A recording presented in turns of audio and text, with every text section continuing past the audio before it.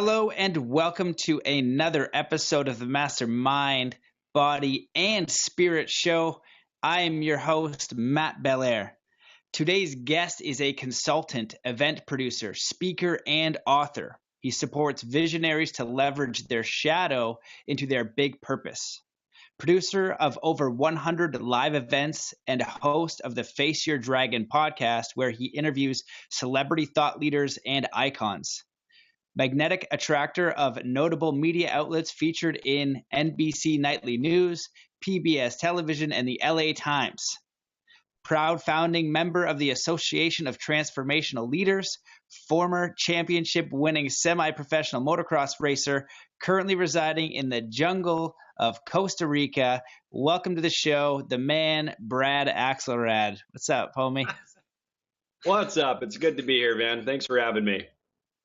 Yeah, man, I'm stoked to have you on. You know, our meeting at Burning Man was nice and serendipitous, just all dressed up at Robot Heart in the morning. So, you know, this had to happen. I was wondering if you're going to bring that up, where we met, and what a special moment. Robot Heart at sunrise. You know, you look around and it's just, it's really unique. I recommend everybody gets to experience that at least once. Yep, 100%. And, you know, one of the things that I love about going to the Burn each and every year is it's really a reflection of what you're putting out there, you know, the intention. And, you know, one of the intentions I have is meeting, you know, some of the people who are really looking to change the world for the better. You know, they're not one foot on either side. They're diving all in on doing their best to make the world a better place. And, you know, as serendipity would have it, I bumped into you and, you know, looked into everything that you're doing, made fast friends. So I'm super excited to have you on and share what you have worked on, what you are working on, what we can share, because all of it is incredible. But do you want to give the listeners a little bit about your background and your amazing work before we dive in? You bet. One thing that's always funny, and I've heard many others say this, like if I was anything as cool as my bio reads, I would be really proud of myself. And I heard Kyle C say on one of yours, Kyle's a dear friend of mine, and what did he say? You should do that introduction for him when he goes on dates or whatever. I just, you know, he's so funny. Just to make sure to run in front of the girl before he meets her. And so I'll ask that you do the same when you introduce me to an amazing woman. Let's see. So, I mean, what's most cool, I always think about my life, was racing motocross and pushing the envelope. Like, I was dedicated 4 days a week, and it's just such an incredible thing to push the edge of gravity. And you know, it's the number one most physically demanding sport on the planet. It takes everything to do it. You break bones, you know, you've got to be in incredible aerobic and anaerobic shape in order to do it. So that's just a quick thing to kind of frame up who I am. So, but with that is an interesting side, understanding addiction to adrenaline. So that's sort of kind of taken me down the path of neuroscience and understanding why we act the way we do and why we choose, why our choices are what they are. And so that's kind of more of a recent study, neuroscience, understanding flow states and ecstasies and things like that, and really why there's a benefit to push the edge and create these moments of you know, euphoria in essence. Same with Burning Man. There's a lot of focus on ecstasies there. And if you've read the book Stealing Fire or not, I highly recommend you guys check that thing out. It's amazing. But back to me, let me brag about myself. So, which is sometimes hard to do. I'd rather just be humble and let the work show for itself. But, you know, the biggest pivot in my life was when my dad died. So if you've had a defining moment in your life where massive pain showed up for you to teach you in a way that changed the course of your life forever, that was my dad dying in 2005. And that left me sort of empty and curious as to why I'm chasing the dragon. You know, my brand is Face Your Dragon, but chasing the dragon, of course, is an old term of chasing that first high as long as you can. And that's what I was doing for years with motocross, with women, with travel, with accumulating homes, accumulating whatever. And when my dad died, everything freaking shifted, and I became a vessel of service to humanity. And what that looked like was producing almost 200 live events with some of the biggest thought and business leaders on the planet. That led into NBC Nightly News, PBS Television, USC did a piece on us. So the point in short is all of our past and my past experiences created this opportunity for transformation. And that's what I'm committed to now. All the pain, all the addictions, all the distractions, all culminating into being in contribution now. That's amazing, man. Well, with your background and how much you have done, just stating facts, it's not, you're still definitely a humble guy for sure. And you've accomplished a lot through service, through that transition. So, I'll definitely stoke the fire for you, man, because, it inspires me, when I meet people like you, I'm just like, oh my God, like I gotta get it together here. Like, look at what some of these boys are doing, and it makes me so excited, so, it's really beautiful what you're putting out there. So the podcast is amazing, and what you've created is all of it is really fantastic. I guess where I want to start this is you talk a lot about going through the shadow, and leveraging the shadow into creating a life of purpose. So maybe if we start there, what recommendations do you give for people who are processing that and how to move into a bigger picture? Because I find a lot of people, they want to do something, they see what is going on and they have a secure income, they have a secure life, but they want more. And so I know it's part personal transformation and part sorting out the external world. So what do you have for advice in starting that energy in motion? Yeah, it's such a juicy topic, and just the juice is in that as well, right? That's why I say leveraging your shadow. That's really where all of our energy comes from, right? The problem is when we're not sort of channeling our addictive energy, whatever that is, we're all addicts at some level to something, whether it's Facebook or porn or love addiction or adrenaline or drugs or travel or geographic healing or whatever you're doing to continually avoid experiencing yourself, or seeking something is the opposite side of it, moving towards, moving away from, to use some NLP or Tony Robbins. Like, we're all in this process of trying to find peace or seeking addictive juices, dopamine, adrenaline, whatever it is, serotonin, right? So when I say leveraging the shadow, the juice is there. And when you have that experience of something coming up, for example, I was anxious to get on this podcast. I have a major fear of public speaking, even though I've done it 300 times. I still have this angst that comes up. And that's where the power is, if you can learn to sort of reframe it and remember the founder of Gestalt therapy saying that fear is excitement without the breath. Right? So oftentimes we're not breathing. We can still have an adrenalized response, even if we're still breathing. I'm not saying that's not going to happen. All these chemicals serve us in some level. We just need to be able to channel them in a way that's fruitful, but not in an overly addicting way. What I just recently uncovered about myself and the cycle of my addictions is that it went from sort of drugs and alcohol. Even though I never thought I was an addict, I just went big there always. I go big in everything. So that's another addiction. What is this need for intensity to go big, right? And that sort of morphed into, okay, sober celibacy. Okay, so that was the pendulum swung the other way. I did a 2-year sober celibacy, which is one of the recommendations I make to a lot of my clients and anyone on my podcast or anywhere else, to just sit in your shit. Stop running and just feel it all fully. Sober, celibate, remove all distractions and addictions. And we've got to be careful that that's not an addiction as well. You could be addicted to meditation or yoga or whatever, right? So we've just got to take a look at these things. But in that process of uncovering all of our addictions, and mine sort of morphed into purpose. That was my next addiction. Oh, I'm going to channel all of this energy into my purpose. Now I'm fully workaholicism in creating purpose, and that was what I was addicted to for a while. So my point is, there's juice in all of this. We need to soften our attachment and use it for good. Use it to support good in ourselves and in our family and our communities and the world around. But also make sure we're doing it from a clean place and not from a running from place or running towards place. So addictions and distractions are a big part of the Face Your Dragon message, understanding where you're coming from. What's your compulsion? There's a moment between stimulus and response, and in that gap, that's where we need to look. whatever it is, between anger, between a thought, between depression, grief, excitement, enthusiasm.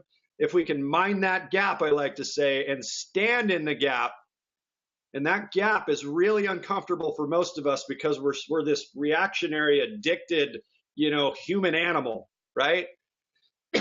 Excuse me. So how do we notice the gap and slow down long enough to make a choice from a conscious place instead of a compulsion place? And that's what we need to get everyone to really kind of check in with. And what is that? What is this choice because mom and dad will validate me? Is this choice because my girlfriend won't leave me? Is this, all these things? We just want to check in, not over processing, but mind the gap just for a minute.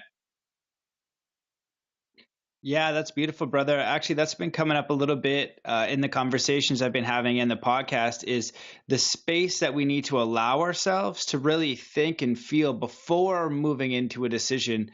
And one of the ways that I like to share in my coaching is to take as much time as you need to get 100% certain in your direction. Because, if you're going north, east, south, or west, just get really clear on the direction of north. And it could be specific, but as long as you're shooting in a way that really feels congruent to you, that is coming from you, and not outside addiction or influence, then that energy is going in the direction of your choosing. And as a result, you will feel more fulfilled. You will be living a little bit more aligned from your purpose within. So that's definitely fantastic advice. 100%. So also, I guess one of the things I wanted you to touch on as well is leadership. For you working with these leaders, the leaders of leaders, what is it that makes a great leader to you, and how can we incorporate some of those characteristics or values or insights? Wow, what a brilliant and beautiful question. I first want to say I'm going to be challenged in two of the biggest leadership roles of my life. I'll share more about those coming up. So to answer your question, I think a good leader is an honest leader. They're vulnerable. They're willing to allow others to shine, to allow others to play in their zone of genius, as Gay Hendricks talks about, my podcast number 2 guest. Understanding and cultivating their genius, empowering them from a place of like surrender to them. I believe a true leader isn't necessarily leading so much as allowing others to create the leader in them. It's like crowdsourcing everybody's brilliance and being humble enough to let everybody shine in a way that everyone feels seen and heard and experienced, and they feel that they can contribute. They feel they can be vulnerable. I mean, that's really the direction we're going. The traditional leadership top-down style of command and control leadership, that's gone. There still needs to be someone who will ultimately be the decision maker. But as I'm sure we'll talk about cryptocurrency and the blockchain, there's new ways of creating sort of a horizontal leadership where everybody's voice has influence in the decision making process. So I think that's ultimately where we're heading. I don't think we're totally there yet, but I've always liked to lead from a way of crowdsourcing and experiencing everybody's experience for the benefit of the greater good of everybody. And that's tough for people. I mean, it's still tough for me sometimes, Yeah, absolutely. I think that's some really good insight. One of the things that I heard was you become an expert much faster when you surround yourself with other experts. So for me, being an athlete, right, if I wanted to learn motocross and I have you or someone who's top of the chain and I'm the worst, but I have, my specialty in snowboarding or something, when you surround yourself with experts, you allow yourself to grow at an accelerated rate. And in doing so, let's say business or life, when you surround yourself with maybe a marketing expert or, a blockchain expert or whatever the scenario is, you're going to learn at an accelerated rate by allowing them to move into their expertise. And I think that we live in a time when there's so much information, there's so much to learn. We really have to allow ourselves to choose and be really discerning what we want to become experts at, what inspires us, and learn from the others who are coming in. It's a great point. Yeah, I Yeah. don't know if you Uh, do you want to I'll add something? I just speak saw to the that. Sure. smile on your face. I'll speak to that. So it's interesting.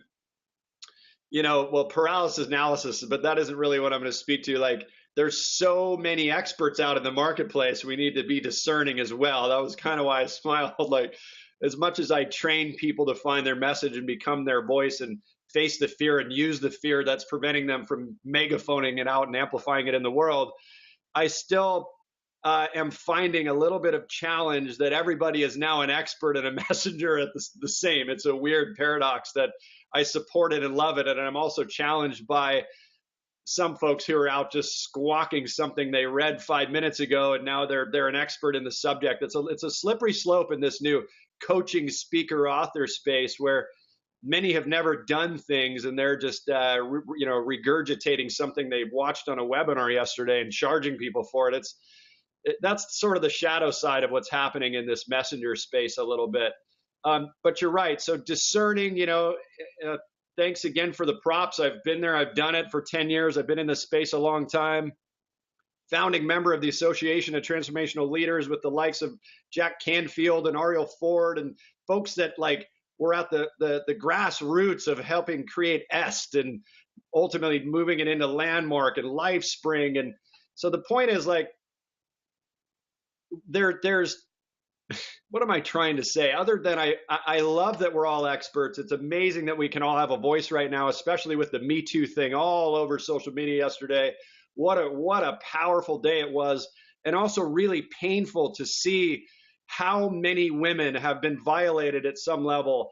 And to even look within myself, I was with a girlfriend last night here in LA, and even for her to challenge some of my thoughts around where things are acceptable or not acceptable in that dynamic was confronting. So I'm just going to challenge everybody to lean into the confrontation, figure out why you're thinking you are an expert, why you're sharing a message, and find out where it's coming from. Back to that where is it moving from? Is it moving outside in like you suggested? Or is it moving even from inside out, some old deep wounding and patterns that you're now an expert? So it's real interesting. I'm facing addiction in myself more than I ever have in the recent months in an on again, off again relationship that's been regurgitating a lot of my addictive tendencies, more that I thought I had dealt with 10 years ago. So yeah, really interesting to be vulnerable and raw, to recognize and to name these things and to own them. That's part of the power that we have as messengers to find, face, and ride our dragon, I like to say, finding your shit, facing it, and learning to leverage it in a healthy way and ride your dragon, to just think of Avatar or How to Train Your Dragon, right? So anyway, I kind of feel a little all over the place, but I know all that stuff's helpful.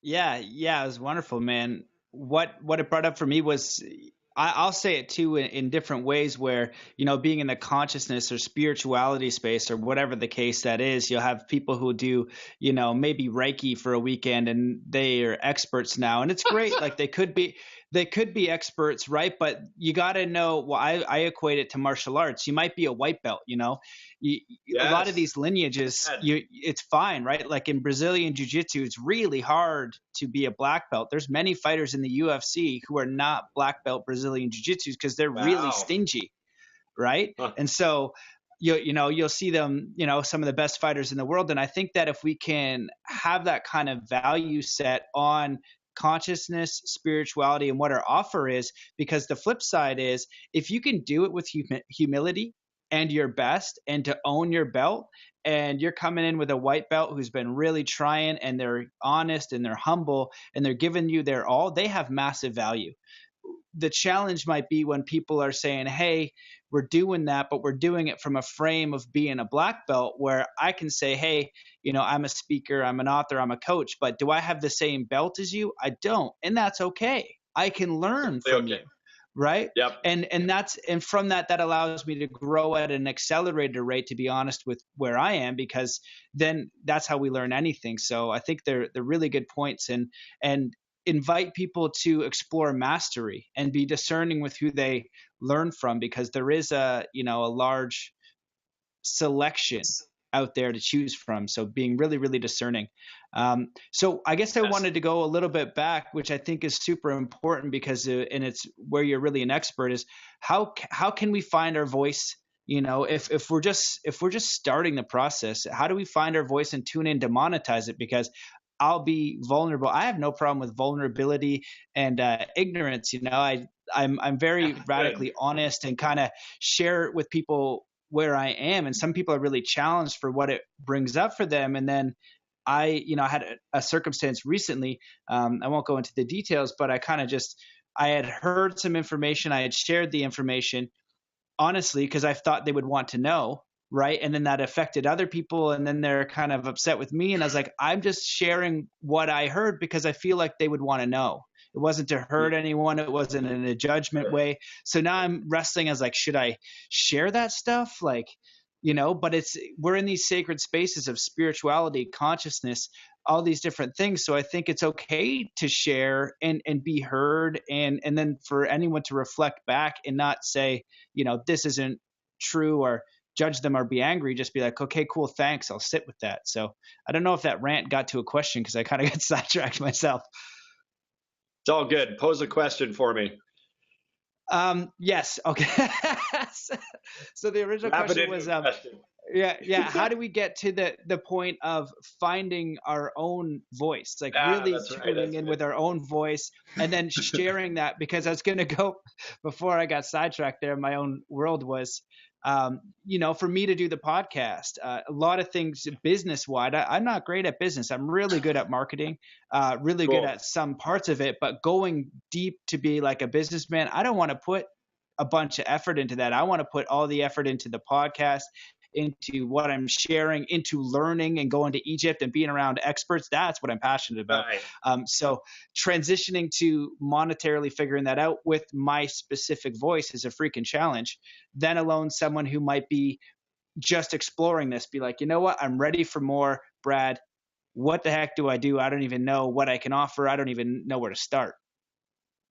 Yeah, and that's the trick in our business. It's such a tennis match, or a balance between finding your voice, building a business around it, and marketing it. So building the business and making money in the business, right? Those are two kind of separate things for a long time. And what that looks like is finding your core unique message that's relevant, real, raw, it's authentic, and it feels good. I do a lot of processes to help people craft out their life story or their entire life story, long form sometimes, not just bullet points. And we'll go back through and find some really good juicy stories that feel part of the brand. And then from that, that's kind of why I started with the motocross. It's pretty cool. You don't always talk to an almost professional motocross racer. I mean, I've crushed some local pros. I mean, that's how fast I was actually a pro. I never went pro because the amount of money you needed to go there was probably $10,000 a month liquid. And I'm, 21 years old. I didn't have that to just, even with sponsors, to just pour into this thing. So I finally hit sort of my glass ceiling there. But the point is, what in your life is really cool and juicy and fun and unique and different, and where is the pain, that can become your purpose or your message? A lot of this stuff comes from Brendan Burchard and my friend Ted McGrath, and a lot of, we're all doing a lot of the same things, but it's really about finding what makes you unique and different in the marketplace and figuring out how to sustain yourself in the meantime. So how do you craft this expert package that looks and feels good? And the way I do that is through quiz funnels. I find that quizzes are the coolest lead magnet or lead generation mechanism or mousetrap, whatever you want to call it, to actually give people lots of value when they land on your website. They take a quiz. They take a 1-minute quiz. It gets them thinking. And my quiz is at couragequiz.com, but sure you'll probably post that somewhere in here. But it's a 1-minute quiz that helps people discover the number one hidden fear stopping them from earning what they're worth. And on the top, it says coaches and consultants discover the number one hidden fear. I have a couple of split tests on it. But the point is, quizzes give really good feedback for both me as the person wanting information from the person taking the quiz, as well as giving really sound feedback for the person taking the quiz, which is more important, of course. Well, maybe both are equally as important. But through that, I then, I've got my Face Your Dragon message that took many, many months to cultivate. I grew up around hundreds of dragons with my mom reading fantasy novels, and she was buried in these fantasy books. And I grew up with dragons my entire life. I never knew the meaning. I didn't want to put a motocross bike on my home screen or my home page, but I wanted to be able to incorporate and show how all of these cool things sort of blended into my message. So that's really the key. How do you get to an authentic message? You've got to unearth what feels really cool to you, more importantly, but also that the marketplace will resonate with and be excited about, and then build the mechanisms in place. Like I said, that quiz has been incredible. I actually have created it in a way that I resell it to people, because most people in our space do not have a front end marketing funnel that they can drive traffic to. That's the missing link as a speaker, author, coach. How do I find leads? Where do they come from? Well, speaking, right? Networking, Facebook ads, podcasts, which we both have. But where do you drive all those leads to? So I drive everything to couragequiz.com. Anywhere I go, they all funnel into there, and then it leads them through my value ladder, or down my funnel, or gravity well, whatever you want to call it. So that's some of the sort of front end piece that most everybody's missing in this business. Yeah, front end break even marketing funnel. That's smart stuff, man. I can relate to that myself, just having the podcast as 100 episodes and setting up my email, because, tech stuff has always been my Achilles heels, tech. And, I can do very simple graphic design. And what I'm really fantastic at is paying money in lots of different spots and just be like these little tiny things. Good. So having a system is, a good piece of advice for coaches, for people who have businesses, because we want to be able to monetize our passions. And that's obviously, we need some really good practical tools. And sometimes you miss the basics. And I know I am missing a whole bunch of basics, and I am looking to remedy those things so that I can keep bringing out epic, incredible guests. And, yeah, I would love that. And, for me personally, having people on the podcast like you, and many other incredible guests, just what it does for me, so being able to share that, like it's giving, but I grow so much too. So, I recommend, on my own side note, that for people who are looking to grow in what they enjoy, get around people they enjoy. And so that was for me the podcast, where when I want to learn something, I go to the best. So if I want to learn motocross, I'm going to find who's the best, where that school or place is, and go there. So for snowboarding, that was in Whistler. For martial arts, that was in Thailand and a few other spots in the States, really high quality gyms, but also the Shaolin monks in the high mountains of, the Kanyu Mountains in China. Those guys are real ninjas that can break stone. It's unbelievable. I'd like to get in it. So I just wanted to suggest and double down. Let me ask you a question. Sorry to interrupt. We've got a little delay here. So I'm guessing that you're incorporating all these cool things into your brand and messaging so that people can resonate with each of those cool things, right? Kind of, yeah. I don't know what I'm doing, man. It's all scattered. I'm just putting content out, but trying to, I'm actually in the process of being very strategic about how I can create an offer. I did something that wasn't smart, where I wrote the book for Zen Athlete because I was an athlete. The podcast is on consciousness. Although you could switch the title to Zen Life, it doesn't matter. But I see the link and the opportunity in sports. So if I had aligned that, I'm sure it would be a little bit more linear. And now I'm creating something extremely specific and special from what I've learned from 100 episodes, from what I've learned as a martial artist, from what I've learned traveling the world, speaking with amazing experts and seminars and all that kind of stuff. So I am in the process of getting more strategic. Okay, well, hey, that's great, brother. And another side of this, see, everything's completely flipped on its head from how it used to be, right? Broadcast television, it's different. Now it's social, it's more horizontal. But what I mean by that is that I've always said there's two ways to go out and become a content creator, curator, megaphone, or whatever you want to call it.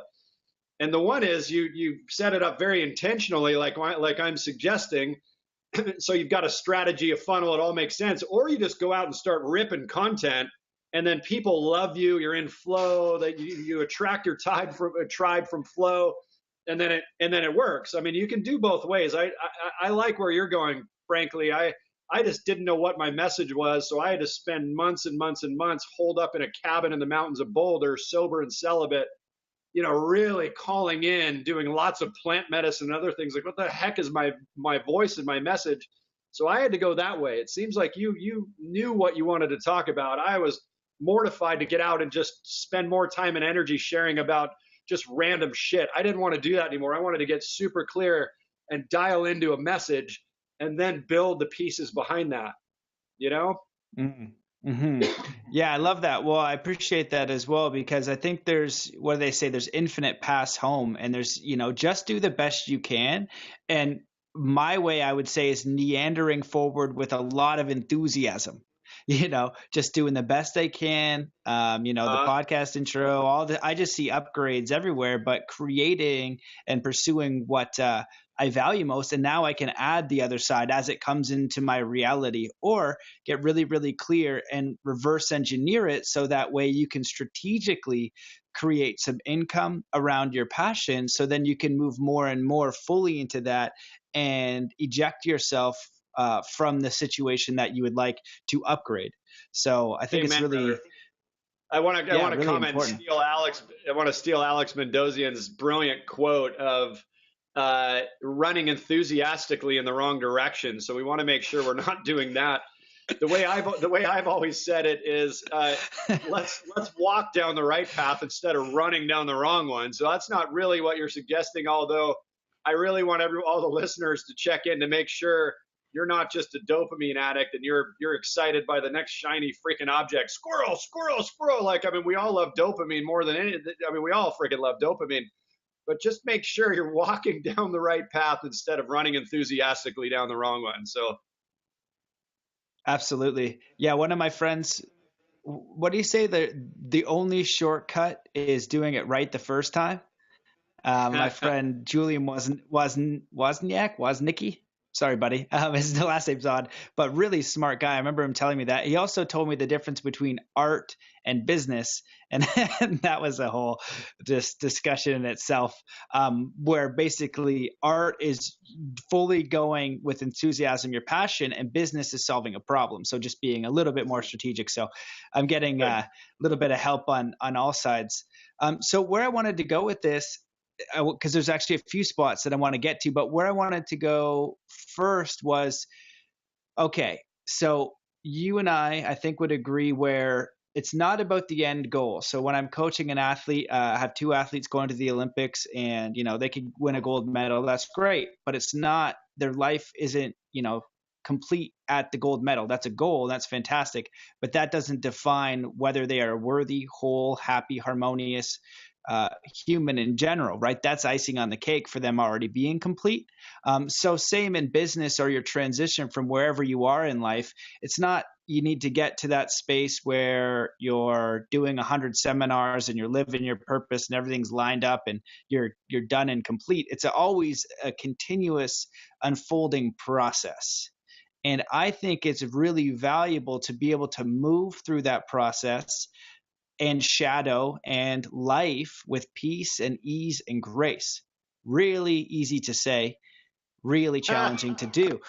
Yes. And I see this a lot in the consciousness space and the spirituality space. So many people are certified in this and that, and a little bit of say contrast or turmoil will come, and they just they just explode and can't handle it. And I'm just like, what is going on? You gotta, this is the time to embody those lessons. So can you give any feedback on maybe some things you've added into your life to go through with a little bit of flow and peace and ease and certainty, because we live in an uncertain world? There's so many directions I want to go with this, and will. First of all is, certainty is a farce as much as we're always seeking it. We've got to be super uncomfortable in the uncertainty. That's all I can say to that. There is no cure to that. Certainly meditation and yoga and eating properly and taking walks in nature, we're getting positive ions from the ocean. All those things are great. But what you were speaking to before is spiritual bypass a little bit, that sometimes a lot of communities will focus on circumventing the deep work. So I think that the short answer is do the fucking work and don't do the spiritual bypass work. Living in, I mean, this is all great. I'm going to just poo poo it from the perspective of I've seen so many people in a spiritual bypass state, which is this ever evolving ayahuasca, yoga, community, Burning Man festival, the festival, the festival, the festival. And they're just both high on drugs and serotonin and dopamine and oxytocin, and all that's great, but there's something deeper there. There's a much deeper thing at play, and that's all the childhood wounding that we're running from or seeking validation. So back to your point of once you reach Olympic status and you've got the gold medal and you feel totally empty, which I know many people who have gone down that path only to get there to realize that it's empty and unfulfilling. We're all truly seeking fulfillment, and that fulfillment comes from facing our darkest, deepest shit, coming to terms with it, and then making sure that we're not living our lives out of response to that or reaction to our unresolved mommy, daddy, or surrogate parent stuff. And I've done a lot of work at the Hoffman Institute. I'm going to recommend everybody check out hoffmaninstitute.org. You know, I've done 100 seminars and workshops and whatever retreats, and every time I go back there, which I've been there about 5 times now, I'm reminded that it's the deepest work on the planet. It's always back to mom and dad, and it's always understanding and pattern tracing and doing the family constellation work and getting back to that core stuff. Because oftentimes we become an Olympic athlete, or I was a motocross racer because I was seeking sense of validation because I was a smaller, younger kid than all of my friends, and I would get picked on, and I had bad eardrums when I was an infant, and it hurt to dive in pools, and so a lot of it was, I mean, plus I was really good at it. There was that, and I'd always fantasized about it, partially because my older brother had a motorcycle. Again, more patterning and conditioning and domestication, right? But what really got me to the core of the piece, and even for the shortest moments, because I still am not as peaceful as I'd like to be, and we got to keep doing the work. But I believe that the work is really the mommy daddy stuff, and finding pattern tracing and finding forgiveness and compassion. That's the work. Yeah. And then spiritual bypass is such an interesting thing. But I just want to mention, I just had my ears ring for a second there. I had some tinnitus, I think it's called. Yesterday, I just had stem cell therapy at a place called Regenex here in Beverly Hills, just up the way. And fixing some of my old motocross injuries, my lumbar, a couple discs in my lumbar, my shoulder, my elbow. I can hardly move. It hurts so bad. But again, having the courage to go get all these needles. Most people hate needles. I don't want needles going into my epidural space, but I'm willing to face that and go into it and admit that it's an issue, get it fixed. So I could go on, but that's really the deep work is the Hoffman Institute. Find the mommy daddy pain and why you're out. One of the things they talk about there is how a woman or man will become a nurse. Boy, that was horrible, saying that only a woman could be a nurse. That's showing some of my age there. The fact that a woman or a man will become a nurse because their mother died in their arms or was sick and died at 10 years old. So now they're perpetuating the pattern of trying to save the world. And they're in this codependent place of wanting to continually save because ultimately they're trying to save their mother. So these are the things we need to look at. What are the compulsions? What are the drivers behind our behaviors to win, to be the best, I always question when someone's really striving to be the best for something, what's underneath that? As much as I want people to be competitors and winners, I'm a little bit skeptical. Even people on stage, I'll see speakers, and I've put some of the biggest names on my stages, the Michael Gerbers of the world, the Ali Brown, Ariel Ford. I mean, I've had some of the biggest names on my stages and on my podcast, and I'll still be checking in when I'm checking in with their come from inside of my patterning and wounding and conditioning. And some of it's projection on my part or transference, positive or negative. but oftentimes I'm really feeling into what their pain is that they're speaking out. Like, look at me, see me, validate me, love me. And underneath it, it's always love me, love me. Like I'm feeling sadness right now as I'm sharing that. It always comes back to love me, right? So if we can get to this place of, recognizing that a lot of our desires for anything is just for love, and owning that and getting back to a place of love without seeking and striving and rah rah rah like that, that's just, how do we find self-love again? How do we find compassion? How do we find peace? That's where the true peace comes from there. Not from meditation, not from ayahuasca, not from being a speaker, not from fame, not from all that shit's great, but that's the fulfillment, and the peace doesn't come from practice, although it helps, but that's more symptom management. True peace comes from finding that sense of self-love, and not from a place of arrogance or false humility or from a place of narcissism, but from a place of, or even false, denounced narcissism. There's so many narcissists in the world right now, and that it's acceptable now to be a blatant raging narcissist more than it's ever been.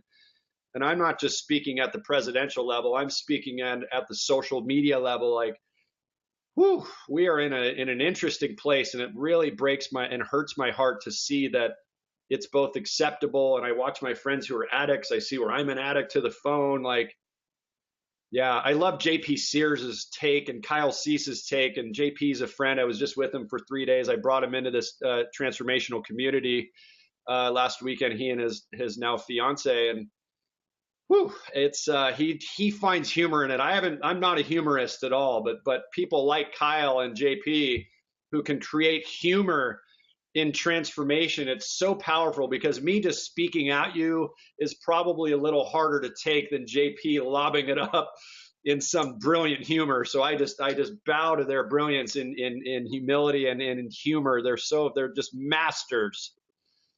So that's beautiful, brother. Well, yeah, what it made me think about was when I was doing a workshop with a good friend of mine, Janice Parvianen, and she co-created the Lumina, which is basically a Myers-Briggs personality assessment, just more detailed. And so I spent a weekend with her, and her book is about the courage to love, and it's about loving yourself. And I remember one of the things that we had done was go through our values, what we value most. And then once we made this big list, we had to go through and figure out which ones came from your mom, which one came from your dad, which one came from your friends, and which ones came from everybody else. And I had never done anything like that. And I was like, huh. So then, boom, most of them get exploded. And I think that that's what you're speaking on, is really finding the internal motivation, and that's going through shadow. Maybe you could equate it to, let's say, just a nice, beautiful crystal, and there's oil on it. It doesn't have to be so black and dark, but all the oil is just other people's influences and your trauma that shape the direction of your light, of the prism where the crystal's going to go, or whatever. So when we can remove that, it's not like we remove all contrast and challenge from daily life. We're just operating from a more centered and aware position, that we're influencing ourselves, and we don't have a little speck of oil or darkness that's from a past trauma or a value set from a parent or a friend that shapes our reality. We're earnestly moving and creating a wake in the eternal existence of our unique signature that is unimpeded by any other influence. It's our honest signature. And from that signature, you are free to make mistakes. You are free to move through life, but you'll know, and I think that that's what you're touching on.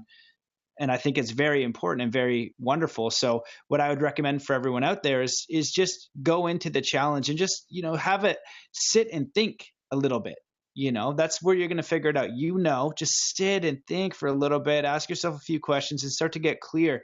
But a lot of the times we're a little bit conditioned for the quick fix. Give me the 4-step system right now. That's, 5 minutes to enlightenment, and you're all good to go. Well, even what you're Um, suggesting in the sit and think, I'm going to challenge you on that. I mean, just the Hoffman process is 8 days. You probably do 20 hours of pre-work, like homework before you go in there. And I love all these transformational leadership or transformational processes and seminars and workshops. The problem is they oftentimes don't go deep enough. Like Landmark, to me, just to pick on Landmark, you go home after the night and you're back in your surroundings, and like that doesn't feel right to me. Just for example, the Hoffman Institute, you go there, it's 8 days you're fully sequestered, no phone, no sex, no masturbation, no reading, no meditation, no yoga, no exercise. You unplug completely and you go all the way in. There's no bypass. And if they don't get you in one process, they're going to get you in another. And you eventually crack because unfortunately, a lot of these cool little retreats and yoga retreats and all this other stuff, it's like, it's not all the way in. You're doing some deep work, yes, but it's not all the way. In my opinion, it takes something like as deep as the Hoffman Institute. Even Vipassana is great, but imagine Vipassana with, master degreed facilitators adding a whole nother layer of transformation on top of Vipassana. I mean, that's Hoffman, just to keep going back there. And I'm not affiliated with them anymore. I was for 2 years. I was the Orange County graduate facilitator 10 years ago for 2 years, which was amazing. But I just challenge a lot of these processes, like even like you're suggesting. You can't. There's no 4-step process to uncovering your values. I mean, yeah, you can get kind of clear on them, yes, but I think it's deeper than that. I think it's in your neurology, it's in your neural pathways, it's in the fat and muscle in your body. It's like we've got to get all of that. And I'm moving because I recognize that there's, it's in everything. It's in your auric field. It's in your past lives, if you even want to go there, which I tend to not go there. I like to focus more on what I can do here. But there's probably some truth to that too. Maybe I should be open to understanding more about the past life regression work stuff. Well, that's interesting feedback, and I'm really interested to check out the Hoffman Institute. It sounds intense, and I'd like to go in and do, whatever is out there. I like to go in there and get it and to see what comes up that allows me growth. For me, 8 days for a lot of people might be a little bit challenging. So I would want to ask, well, from the way you worded it, it almost made me feel defeated in the sense that I'm thinking for a listener, it's like, okay, well, if I can't sit and think about it, that doesn't work. And then I'm going to do this process and that doesn't work. Well, then I might as well just eat some Cheerios and, Yeah. right. What can we do? And then on the flip side, I like the thought. I'm reading the Life and Teachings of the Masters of the Far East, and this is the kind of flip, which is super challenging. It consistently refers back to, we're already God in the moment. We just keep forgetting, and then the mind comes in and creates all these problems, whether past trauma and all that kind of stuff. So I'm a fan of the get out of your head, and into the body and just move through, and source is going to sort that for you, not an 8-day seminar, not ayahuasca, not this. So Yeah. I see, you know what I mean? I see both. And I want to make sure that, people also understand that they are their healing vessels, that they can do it. And it's like a both and, you know what I mean? I agree. And I just challenge more than anything what you had suggested around there is no quick four-step process to it. And I was just adding on to that, saying, fuck yes, I agree with that 100%. And there are processes that'll get you there, but what is it? You can't change with the same thinking that got you there. Einstein, I forget that quote. You can't change the problem with the same thinking that got you there. But also, I'd love to. My entire platform is based around the cave you fear to enter holds the treasure you seek. And what I say a lot in this Face Your Dragon sort of drum that I beat is that what you're most resisting and most afraid of are the very things that'll set you free. It's your moneymaker. It's your gift to humanity. It's your highest gift to everything and everyone. So yes, we can do some processes to manage symptoms. A lot of people are managing symptoms. I'm going to keep challenging what you're suggesting there because yes, meditation works. Yes, value elicitation processes will help. All of these things work. They just manage symptoms. They don't get to the problems, and that's okay. I mean, it's great to meditate and do yoga to stay centered, but to get to the core root stuff, man, that takes a holistic process. The Hoffman Institute, just to keep going there, there's 4 parts: your spiritual self, and you'll love this, your physical self, your emotional self, and your intellectual self. And the theory is that, to your point, there's a challenge with your hyperactive intellect that's offsetting your wounded emotional self, and they're just at battle forever. Oh, let me try to think this through and meditate it away, and yeah, it might help with that. And then all this stuff is manifesting in your physical body at some level, whatever it is: anxiety, ulcers, stress. You may break an arm because you don't love yourself, whatever it is. Like, there's all these things happening in that trinity, and then your spiritual self's just there hanging out, observing your fucking hyperactive intellect trying to overpower everything else, right? So we study more, we learn more process, we try to unprocess, we try to unravel, where we're doing more things. But what really needs to happen is we need to nurture our wounded emotional child, and have a truce with our intellect, and get them communing and working together. And then your spiritual self integrates in, your physical self integrates in, and then they're all working in conjunction, and you're leading with this grown up, emotional child that's now integrated and being led in a quadrinity, to use their language, in a spiritual way. And that's when we're really in flow. We're in ecstasy. We're creating from a place of our purity instead of any other patterns or whatever. So yeah, there's just great power in all of it. None of it's right, none of it's wrong, and I certainly don't need to be right, but I just know that, fuck the Hoffman Institute. Every time I go and do 40 other things, I go back there, I'm like, why did I spend all of that time and energy on all this other stuff? I should have just come back here. So yeah, it's really powerful work. Man, well, it sounds amazing, and I think that we're definitely saying the same thing. And from being on the other side, what I want to be able to do, and maybe the listeners, is like, okay, I'm doing this work, whether it's NLP or hypnosis or meditation or whatever, salt shaker. Number one, dive as deep as you can. Get into it. So if that process of meditation brought something up just as a little seed, then go all the way in, go get it. And you can do that. And I'm curious about, is there anything that we can do on our own? Because it makes me feel in one way that I got to go to the Hoffman Institute. And if I can't, then I can't get that kind of healing. And I want it. You know what I mean? I'm open. I want it. Can I do something to get it? Sure. Because I don't want it to be like, unless if I get the 8 days, I can't get it. You know what I'm saying? Yeah, well, you can manage symptoms is really my point, which is great. It's better than nothing. Awesome. Keep meditating, keep doing acupuncture, yoga, whatever. Do it all. Family constellation work. It's amazing.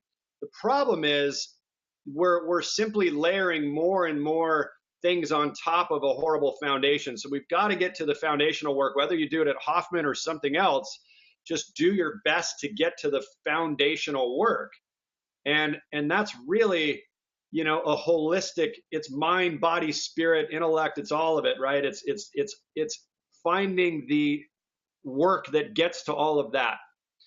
And not every process does that, right? They'll have some things and missing out on others. And, I think it's been around for 50 years now, just to keep going back there.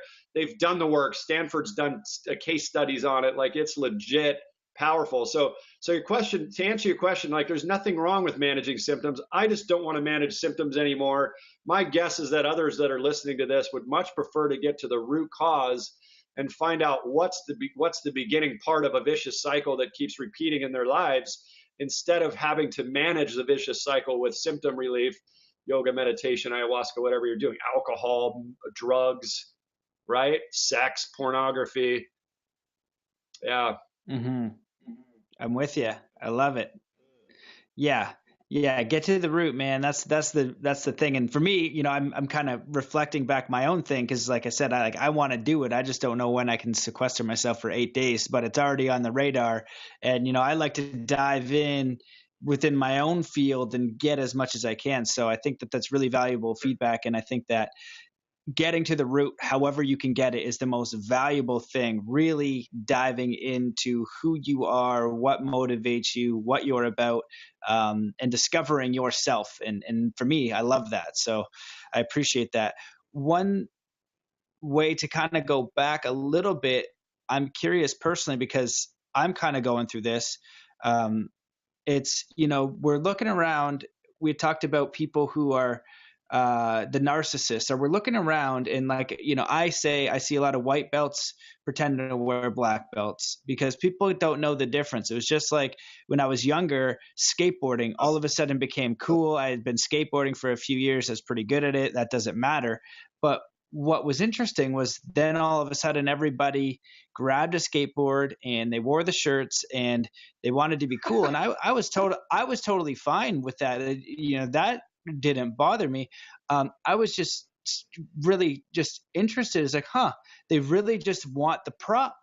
They wanted the prop. And obviously on a skateboard, it's pretty obvious if you can do it or not, And so with spirituality, consciousness, self-development, it's a little bit harder to figure out what belt they're at.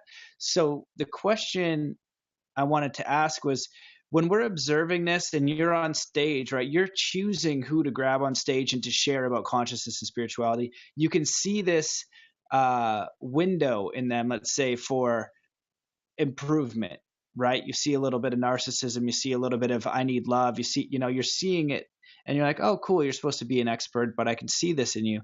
Do you have advice one way or another from either calling that out in a compassionate way? Should we do it? Should we not do it?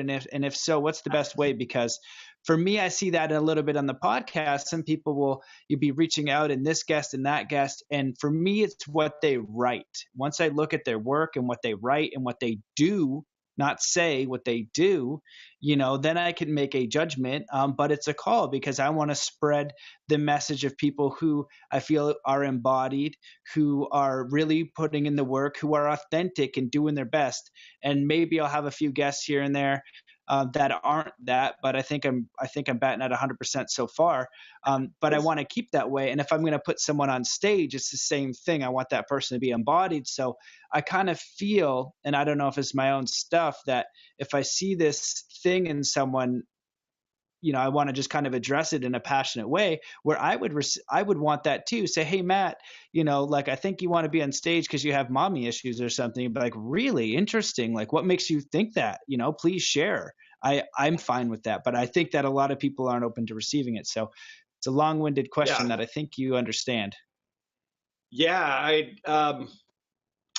Well, I certainly speak into this on my podcast. I create a narrative. It's, our first guest was Don Miguel Ruiz, a dear friend of mine. And we have a real open and honest conversation around fear and the heart and, passion and what stops us from doing our things and why we do the things we do. And, it's such an interesting question. Do we call them out? Well, I think we do. And the way we do that is by, I'm a founding member of the Association of Transformational Leaders, co-founding the one in Costa Rica now. I've been putting that together. We've got about 25 people that'll be there in a couple months to kick off that group. But the reason I bring those groups up is that there needs to be spaces for that. We need to have the spaces as leaders to come together, to be called out from a raw, open, vulnerable place. And not only do we get recharged being around these people, but we get taken to the mat, right? So, I think having those people in your life that will be the mirrors for you, that will maybe even project on you a little bit to stir some things up. But the good thing about transformational leaders is that we're all deep in the conversation of self-reflection and have the courage to speak what we're noticing in someone else, hopefully from a loving place. Sometimes it isn't, but if it doesn't come from that, thankfully having the skills to course correct back to love, back to consciousness as fast as possible, that's the key. And that's what I hold for myself, and not from a place of elitism. I'm not saying I only want to be around transformational leaders, although that was for 10 years of my life. I was like, I'm done with all these unconscious people. I'm so done with that. alcohol drinking, bar hopping. I want to be around transformational leaders. That's better. So I had to check my, my judgment there. But I just take the belief that we're always judging anyway, kind of like Byron Katie talks about. But the point is, um, surrounding ourselves with the people that we want to be around that will hold us to account. Like that's my goal at this point. The people who are embodied, as you're saying, the ones that are both intellectually and physically and spiritually and business aware. And we have a choice of our tribe. So create that. And if I can't find that tribe, that's kind of what was happening for me in Costa Rica. I couldn't find people who were doing big in business. There's lots of big permaculture and yoga, ayahuasca, and stuff like that. But I couldn't find the community, so I ended up raising my hand, and now I'm co-creating a very, where we go through a very strict process of who we involve in this community. They're nominated, and we're going through a process of running it past committees and making sure they should be in the thing. The point is that I want to associate with that, and if I can't find it, I'll create it. So that's the simple answer. If you're not finding what you need, I was just going to use a term from some of the men's work I've done. Grab your balls and go freaking create it. Forgive me, women. That might be a little vulgar, but that's some of the language as I still have this core masculine side of me and this super soft, ooey gooey, spiritual feminized side of me too, or feminine side. I've still got that grunt that wants to create and build things that, so just do what moves you from a place of consciousness and from a place of your highest calling. I mean, that's what matters anymore. I'm 45 years old now, and anything that doesn't feel like it's serving my highest and best and everyone in humanity, I'm out. I just have zero desire to play in it. Beautiful, brother. I love all that. Wisdom, man. Wisdom. I appreciate that. Really good insights. And I think that even, if you are in a 9-to-5 job in the muck, you're going to see it a lot. Right. And so just discerning, I guess, when you call it out and in a non-judgmental way, because how they react is what they react. And again, for me, doing it consistently, for others, I kind of play with that. Is like, is this necessary? I kind of go in my own process. Can this be useful? Am I doing it in a compassionate way? And, so most of the time, almost 99% of the time it goes well. And then sometimes when it doesn't, and there's an energy there, I have to reflect and think. And I was like, is this me? Am I, do I have a need to share? But, that was just nice for me, because I think that if we can just share openly with non-judgment, it's helpful. And one of the go-tos for me personally was in the Bhagavad Gita. It talks about nonviolence, and it says that most people believe nonviolence is not harming someone. But when you live in the realm of illusion or Maya, then when you see another in Maya and you don't offer them the truth, if you don't offer them what you see, then you're doing them harm. And so that's kind of, where I come from that. It's not going around. It's just, if it enters your field, just saying, hey, like maybe you're at work, when you speak to me like that, it's not great. It hurts my feelings. Just do the best to articulate it. Or I saw you kind of being an a-hole to John, I just think that's not cool. Maybe you could just try talking to him next time or whatever. I agree. I mean, I just had a dear brother call me out on something that I didn't know was what happened like 3 months ago. And he just, and I'm a little saddened by it. Like, man, I didn't know that was present for you. So hopefully we can talk it through. And the other side to your point, life is what it is. We're going to screw up. We're going to fuck up and be harsh or judgmental. And we need to stop judging the judgment that we're being a judger that's judging people, and fuck all that. I'm so over that whole conversation of you're being judgmental. Yes, I am. It's part of our human experience. It was given to us for a reason. It's, it might be an antiquated aspect of our lizard brain to keep us safe from the tiger. But, whatever. I judge sometimes. I'm not going to keep judging myself for shaming myself for judging. I think we need to stop that racket. I think that's a really good point, because the same woman that I told you about, the Lumina, we were doing this healing circle with the oneness meditations. You do the blessings here. So it's a really powerful breath pattern, and they do these blessings. And she goes, I don't know why, but I'm called to say that it's okay to judge. It's a natural setting. We have to judge. It's just the way our brain works. It's the attachment to Nice. the judgment, right? Woo! It's just attaching and holding on to the judgment as it parachutes away. It judges, the parachute's created, or the balloon, and it just drifts off, because that's how your brain operates. Just in the same way, if you're driving the car, you're going to avoid a goat. I don't know why I chose a goat, but a goat that runs on the road, and you just swerve it. It just naturally will just take care of you, and you'll think, holy crap, goat, what were you thinking? So the brain is going to naturally function. Just don't attach to the judgment. And that's where the issue is. So I totally resonate with that. I totally resonate with that. I think we really covered that well. And to switch, Matt, I just want to warn you. I've only got 3% left on the laptop. I thought for sure I would have more juice, and we're at an hour and 20. So I just want to warn you. I've got 3%.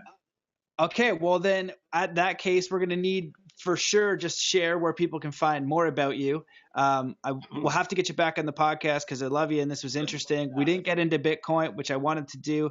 Wanted to get into your future projects, but I think we can do a whole nother one, because I was going to go into what you think about the world at large. So with this 3%, closing thoughts, where people can find more about you, anything you want to leave the listeners with, and I love you.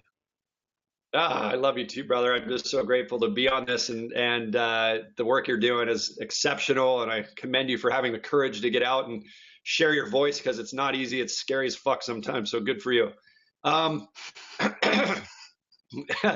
The best place to go would be couragequiz.com, and like I said, that's the 1-minute quiz to help you discover the #1 hidden fear stopping you from earning what you're worth.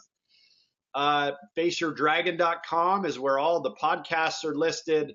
That's got Don Miguel Ruiz, Gay Hendricks, JP Sears, my brother Barnett Bain that produced What Dreams May Come with the late Robin Williams, Ariel Ford, Coot Blackson. I mean, I've put some of my favorite messengers on there. Andy Dooley. I'm just thinking of, so many cool people. Let's see, final thought would be, have the courage to own what you're most afraid to say. And, what is it that you're most afraid to share with somebody about yourself? That is to me the very thing that will set you free. If you've got the courage, that's what I say, find, face, and ride your dragon. If you'll find what that is, face what that is, and learn to use it in a healthy way and to heal it, that's the gold. So have the courage to do that. Amazing, man. Beautiful. I love it. Well, thanks so much for coming on, my man. I'm going to get you back again. Thanks for all the work that you're doing. Tremendous amount of work for a long time. I'll etherically give you the black belt from the other side of the podcast. It's always nice to see people who are committed doing it. So I love you, man. Thank you so much. And let's stay connected, man. I'll give you a shout out for the podcast. Sure, Matt. Thanks, brother. Appreciate it. My pleasure. See you, everybody. Peace.